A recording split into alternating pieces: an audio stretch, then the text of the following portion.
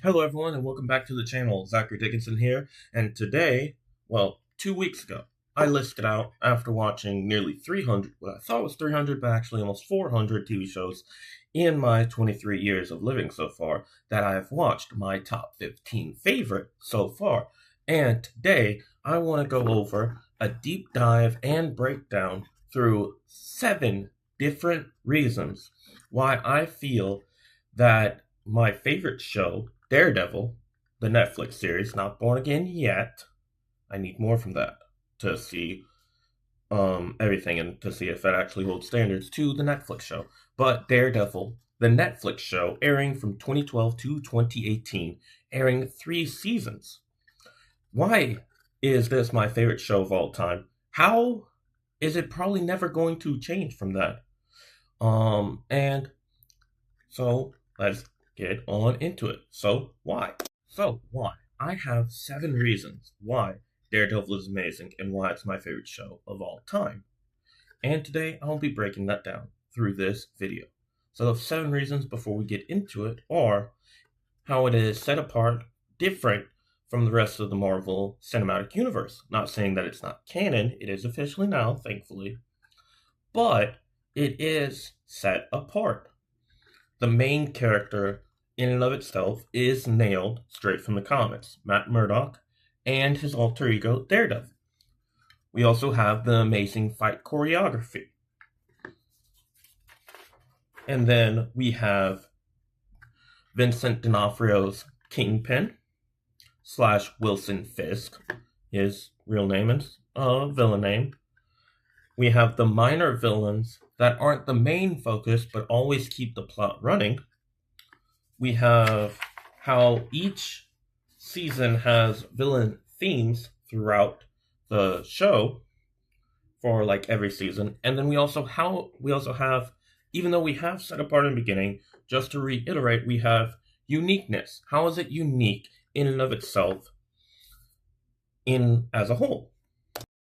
Also, last thing before we get into this, prepare for this to be a longer video. I have done a 40+ minute video on a long list of books, but this is about a show that has 39 episodes over the course of 3 seasons. I have 3 pages worth of notes, the first time I've made notes for a video, so be prepared that this may be a longer video. Get some popcorn and get settled in for us to start for us to geek out and nerd about and go very deep and break down all what I love and find interesting about Daredevil.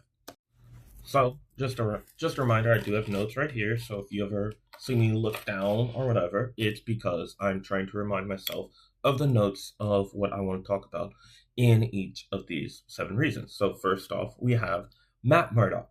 Daredevil is nailed. He is human, he is one of the more human of all, and that feels human of them all, as the only powers Matt Murdock / Daredevil has is extraordinary senses, and that he's been trained to change his senses and his feelings around to where, since he's blind and was blind through radioactive waste, the rest of his senses are heightened to where he can hear stuff from, say he's on the 50th floor, he can hear something that's down on the street. So that's what it means. He is human, but the only power that this man has is heightened senses, pretty much. That's about it. Unless you get into some weird magic thing that isn't really in the show. So, outside of that, there's also the strong conviction that can be compared to Batman that he needs to be around to help make the city great. He wants to help his city. But also, like other heroes, he constantly questions whether or not what he's been doing has been good or not, or has been good enough. Has his work that he's been doing as Daredevil, and additionally as a lawyer, since he's a new lawyer at the start of the show, is his work as Daredevil and a lawyer, has it been enough to improve his city, to improve Hell's Kitchen, to improve everyone's way of life, to reduce crime and help everyone out, even the little man, as he likes to do? So, the next part about Matt Murdock is he is also the core conviction, one of the core things about Matt Murdock and Daredevil. He's a very, very Catholic man. And so a lot of times, since one of the commandments in Christianity or in the Catholic faith is thou shalt not kill. And so Matt often conflicts with himself and questions whether or not he should kill, or other moral ambiguous questions that he has about himself and his convictions with God. So, because of his faith and his feelings about God, he questions whether or not what he's doing is right, whether or not what God is doing with him is right, and also whether or not morally is he doing the right thing, both for what he feels is his morals, but also in the Catholic faith as well. And so the Catholic faith part resonates with me as Christians in Catholic faith and just overall believers. We also question whether or not we're doing right by God, and also whether or not God is doing right by us, and we always question his decision making for our lives. Next, we also have with the whole Matt Murdock Daredevil, we have, since the whole show takes place in Hell's Kitchen and in the streets, and it never leaves space, it never leaves Earth's atmosphere, but rarely ever do we see a high-action, high-octane fight that is in these anime or in an MCU movie with all these beams and CGI. There's no post-production, really. There's hardly few special effects, except for a few little details and stuff. And so it's a very down-to-earth and only really brings in magical or mystical powers for small bits and tidbits, or whenever it's connecting to a larger part of the universe. So as it's not really as connected until we get into Defenders, or whenever Daredevil's interacting with other heroes in New York, we don't really see that magical or mystical side. So there's no CGI, no real special effects at all. So, again, it's human. It's in the streets. A lot of these fights and how they are is how it would be in the streets. One big thing, the best way I found to describe Daredevil in itself, which is similar to what they're currently doing in the Absolute Batman run, which Absolute Batman is, what if Batman didn't have his money? So Daredevil, Matt Murdock, is what if Batman was not rich, didn't grow up with money ever, always struggled, and he's blind. That is the only difference between Daredevil and Batman. Pretty much it. Also, another key thing between Batman and Daredevil, Batman is DC and Daredevil is Marvel. However, this is a big distinction, but also it's key to how the shots and how the looks of the whole area, Gotham and Hell's Kitchen is. Hell's Kitchen's in New York, Gotham is in New Jersey. So overall, they're not too far apart in geographical sense either. So now, as we get into the second reason, also I would like to remind everyone, if you like this video, please like the video. If you want to get notified about future videos, subscribe. I'll comment below something along the lines of, hey, what do you think about Daredevil? Why is it so good? Give me a reason why I didn't put out that makes it also as good. And what's a thing that you don't like about this show? Please comment below something. Second reason, a shorter one than reason number one. Reason number two, set apart. Throughout the whole time of Daredevil and the Netflix shows constantly being made, from right after around the Avengers first movie came out, it was canon in the MCU, but then it wasn't canon in the MCU, and then it was, but it wasn't canon in the MCU. However, it wasn't canon in the MCU. It's kind of like the Spider-Man stuff, because he's allowed to interact with everyone else, but certain things but the ones involved in his movie aren't allowed to interact with everything else. So it's very interconnected and very it's officially canon now, but the way it's canon is very weird. Just like how the Thunderbolts movie came out and took place completely, almost the like final fight and all that took place entirely in New York, but you never saw Spider-Man or Daredevil or any other hero in New York because there's actually a ton that are constantly in New York. So that's why Daredevil is set apart. That's how it's set apart from the rest of the MCU. One thing that I've always loved about Daredevil and about certain different shows that sets it apart from other superhero shows and movies is how the fight choreography is so different. This is very much hand to hand with very little weapons or tools that are used, but only really they're used to make maneuverability easier to combat the fact that he doesn't have powers. Like the fact that he has a grappling hook thing that Batman can use. He has it, but it's like a steel chain thing, and he would use it to quickly get around to someone or bring someone closer to him, whereas Spider-Man would grab a web and do the same, but with that.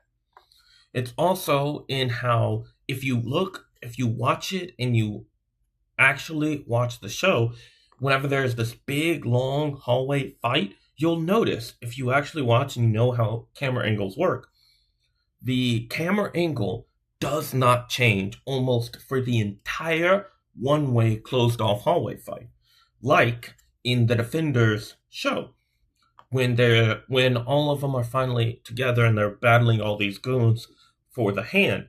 Daredevil's just balling. He's just fighting banger after banger. He's just throwing haymakers, all this and that. And it only really cuts whenever there's someone coming in through a wall or whenever another villain or hero comes in out of nowhere. So the fight choreography in like a hallway fight or just in fighting in general, there's no true cuts, and it like flows just about perfectly, and it only really cuts to a different camera angle when it actually absolutely needs to. It's not an overt amount of cuts and camera angle switches. It's the right amount, but also whenever it cuts to a different camera angle, it's very deliberate, keeps up with the flow, and doesn't interrupt the flow of the action, but also whenever it cuts, you can tell when it cuts, but it's very smooth and very well done in the editing process. The other part of the fight choreography outside the camera angles is it highlights the heavy amounts of how Daredevil and others around him use a very focused amount on an MMA style and a street style of fighting.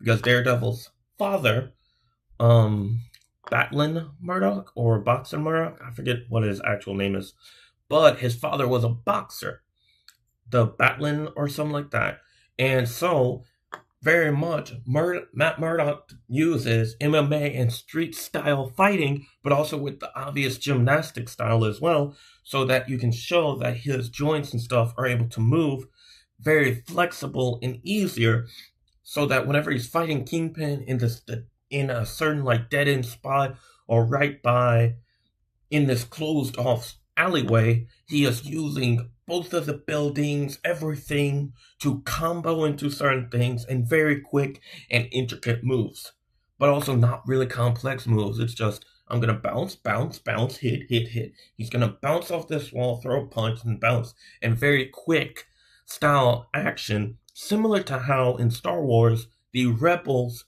would use these guerrilla warfare tactics.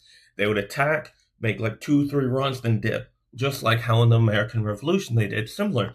They would attack to where they would catch them off guard. Daredevil does the same. He catches them off guard and goes into the shadows and comes back and uses his surroundings to his advantage.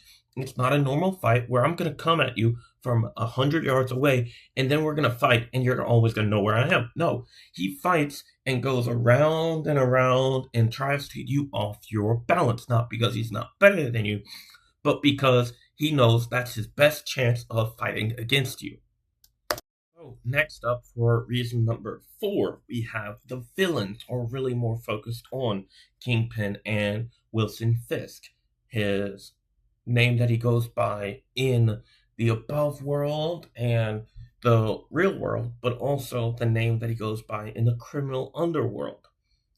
So, unlike many superhero films and TV shows throughout time and history of TV and movies, the main villain of Daredevil, this is mostly about in Marvel because DC does a good bit better.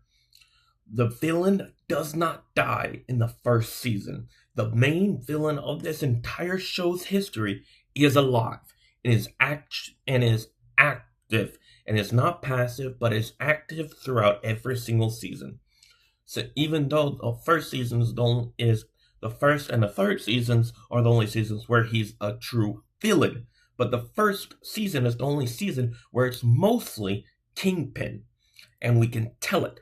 But in season 2, he doesn't really do as much villainous stuff. He's more of a background character, constantly moving, constantly getting ready for his next move. In season 3, he doesn't fight as much. It's very psychological warfare, but he's still a very active foe. All throughout the show, all throughout every single episode, throughout every single appearance, it's an active thing that he does. It's very active and very ongoing. It's like one step after another throughout every single episode of his broader plan.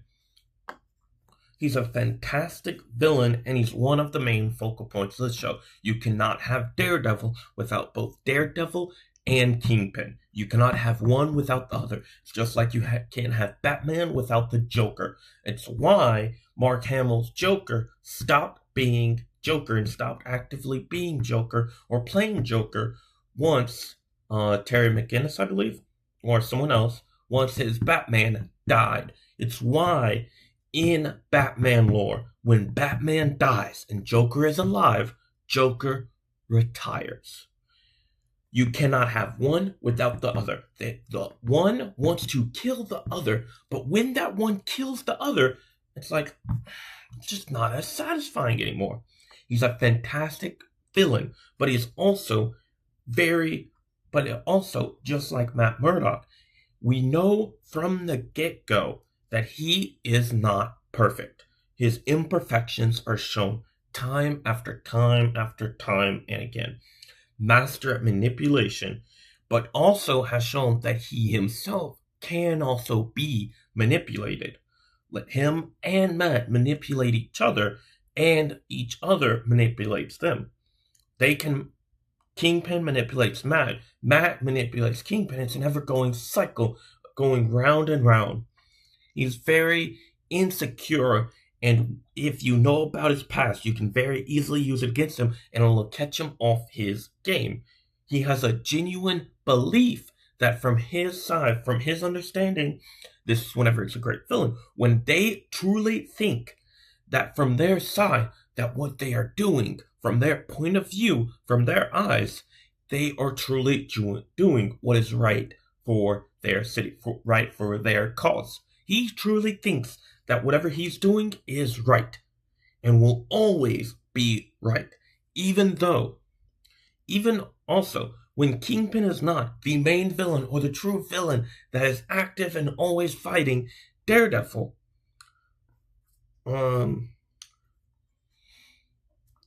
That does not mean he isn't pulling strings. He's always the puppeteer. He's always active. He's always orchestrating something, the next big thing. He'll always, soon enough, appear against Daredevil or Matt Murdock, because he's done both simultaneously.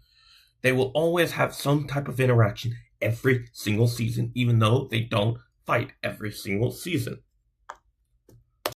So, number 5 continues off of the Kingpin part. When Kingpin isn't an active villain, or also he uses others to be villains for him. Like in season 1, we have Kingpin and the other factions of the criminal underworld. We have the Vladimir and Anatoly, the 2 Russian brothers that are one. We also have Madame Gao, who is just like Kingpin, but Madame Gao will, as long as she's around, she will not fight. Someone else will fight for her. But it's not because she doesn't want to, it's just because that's how she works. we have Madame Gao, we have Kingpin, and we also have the Russians. That's the core group of the villains in season 1. We also have his tech guy that I forget the name, and I should have looked it up because I very much want to find out who that guy is right now. But Karen ends up killing him. Straight up, he just dies. Kingpin, except for Madame Gao, because she comes back and is around somewhat and is ambiguous about whether or not alive. But Kingpin and Madame Gao are the only alive villains from season 1. The rest are gone, dead, either by Kingpin or someone else's hands.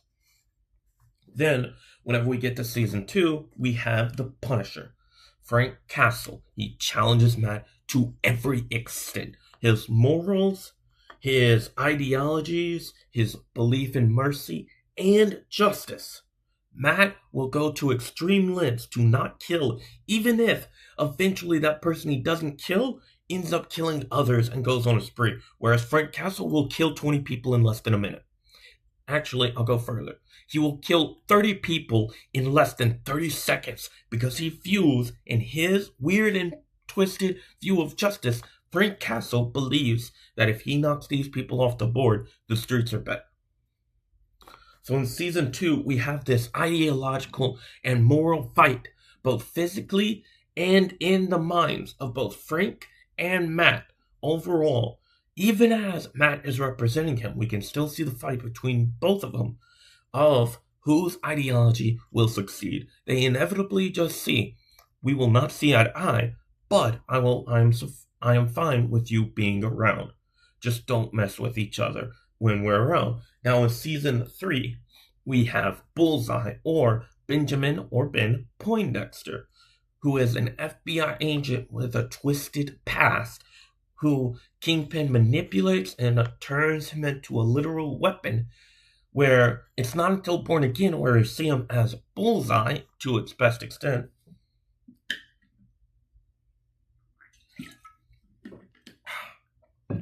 But in season 3, he's a villain and is slowly built up to be Bullseye and is impersonating Daredevil, similarly how Ra's al Ghul in Arrow impersonates the Arrow to show, hey, I'm going to kill for no reason, but everyone's going to believe, and I'm going to start ruining this person's reputation. Because Kingpin spent a year or so in jail, and you ruined my reputation, so I'm going to go back, and I'm going to hit you where it hurts the most. Reputation.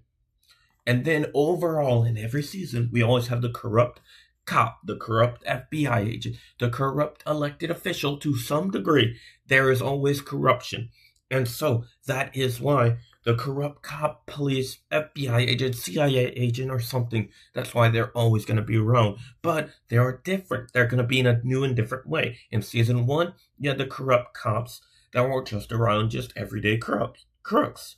We have in season 3, they're corrupt, they're evil, and he has most of the FBI in his bag. Now in season 2, you don't really see as much of it, but you still see a few here and there, because it's known that New York City has a little bit of corruption, and so they use that to their advantage. So now we've gone over Matt Murdock. We've gone over the parallels between both Matt and Kingpin. We've gone over the fight choreography through Matt and others. We've gone over the villains, both Kingpin and the others that appear throughout the seasons. We now also will go over into our third and final thing that goes over villains. We have the villain themes. Every season has somewhat of a theme with their villains. Throughout season 1, we had the criminal underworld, the explanation, the world building of the criminal underworld in Hell's Kitchen.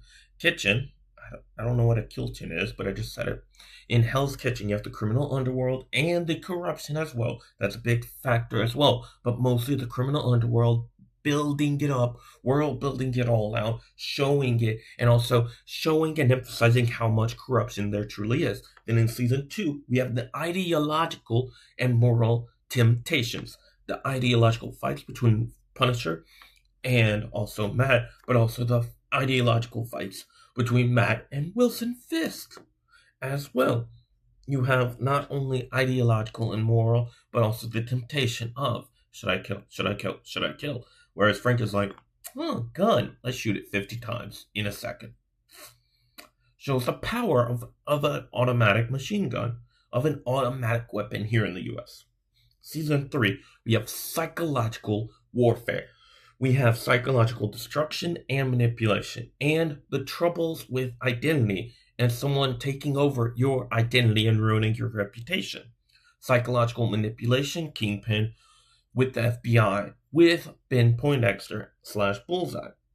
Psychological manipulation and troubles with identity because Poindexter starts inhabiting the Daredevil persona but kills. And we have all this. We have the criminal underworld and corruption. The criminal underworld is still active, but not as much since it's not a villain theme in season 2 or season 3. Corruption is still a very heavy theme, but it's only really one of the core villain themes in seasons 1 and 3. In season 3, it's kind of one of the minor threads of the villain themes. There is still ideological and moral temptation between Kingpin and Matt all throughout the whole show, but it's only amplified to the biggest extent in season 1 due to the Punisher. You still have the psychological destruction and manipulation between Matt and Wilson Fisk, between Daredevil and Kingpin, but it only really happens to the core in the season 3 because you have Kingpin, you also have Poindexter doing it, and it's shown all throughout to the biggest extent. The identity issues is really only in season 3. All 3 seasons have a true villain theme, but most of them intertwine with each other as they're all most of the villain themes that you really expect after you've watched a couple episodes or one full season of Daredevil. So we have the final reason, the final of the 7 reasons.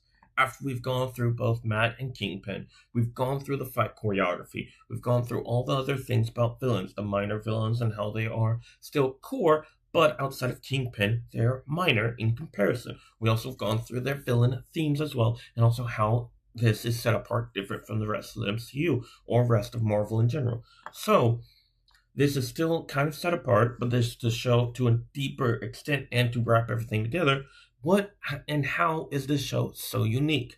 How is this show unique? Well, the tone is so tonally different from all other superhero shows and movies that it is jarring and shocking of how different. It's dark. It's a show where most of the scenes are at night. There are some at day, but even the ones at day, it feels darker. It has this grittier vibe. It's darker, and the tone of the lights are down. They're not all bright. It's to show that the world isn't this bright and sunshine place. It's to show this world is sometimes a gloomy and dark place with very, very bad things happening. Guns appear. There's blood. There's gore. There's action. There's non-stop action. It focuses on an attorney and moral ambiguity all the time. It is a strong street-level focus. It's a dark and gloomy show with still being street-level. An attorney and his fight with his morals on a day-to-day basis. The villains are well fleshed out, and if a villain stays for multiple seasons like Kingpin and Punisher at times as well, when they come back, they're not coming back and you're not having to re-flesh out the characters. You're actually fleshing them out even more. You thought you knew everything about Kingpin, where there's this small little detail we haven't told you about that opens up so many more layers of his character that we haven't seen before. We have, and they also, every villain is well fleshed out, has in-depth backstories, and they're long and well thought out, and very strong reasons as to why or what they do. The only times they're not that fleshed out is whenever Daredevil or Kingpin, I say either, because both at times have beaten up goons. They will beat them up and thrash them. Sometimes I even think the Russians really weren't as fleshed out as they could be, but you won that shock factor or value that Kingpin may kill. That Kingpin may kill his allies to get ahead, just a little bit. We also have the cost of a victory. Daredevil will ask, can the hero survive doing the right thing without losing himself? And really, this takes until season 3 for Matt to actually prove that he can do. Because in seasons 1 and 2, he tends to break that. He doesn't actually survive doing the right thing without losing a piece of himself. But in season 3, he finally overcomes it all and shows I can be a hero and survive without losing a piece of myself. This is always the internal battle that everyone's constantly waging war within themselves. Can I make this decision? It's always a split second where you think, should I really do this or that? That criminals think as well. Both good and bad think about this every day. Matt, also, the cost of victory. Matt does not win every single battle. He's a fighter. He's a battler. He's a boxer. He doesn't win. He doesn't win every single fight. He wins most of the important ones. But every fight, every battle is a lesson. He takes time to not falter on his morals. He will battle and battle. He will not back down until he's dead. That is the only way that Matt Murdock or Daredevil stops fighting. Or he loses something that is so deep, so bad, that he stops it all. So, those are my 7 reasons why this show is so great, and also likely why this show will not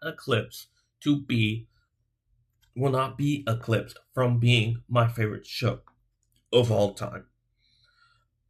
If you've liked this video, make sure to give it a like. If you survived all over 30 minutes of this, my longest and most in-depth breakdown yet, please give a like and subscribe for a future video.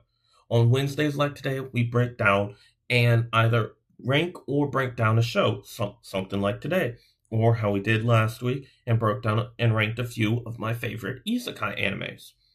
Mondays, we talk about Marvel or DC stuff. I'm really breaking down right now. The past 2 times I've broken down this year in Marvel and DC, how I'm excited for every project. Soon I'm about to start breaking down into every phase of the MCU and how good or bad every single project was. Then on Saturdays, I upload a video that is somewhat of like a book review of a series or a book, just one. So for the most part, it'll be serious. But videos like today are breakdowns of TV shows that I've watched and shows that I'm passionate about. And a show where this is my favorite. And about 2 years ago, I first made the list and it was tied with Arrow. But whenever I finished a rewatch to get one of my friends into the show, I definitively decided this is my favorite show of all time. I don't think something's going to beat it. That's it. Comment below something you found that you like as well about this, or also tell me something bad about it. Tell me where I messed up, and tell me where you think you disagree in something of this video. There's also going to be a video popping up about some recent that I've uploaded, so please check it out, and always see you in the next one. God bless.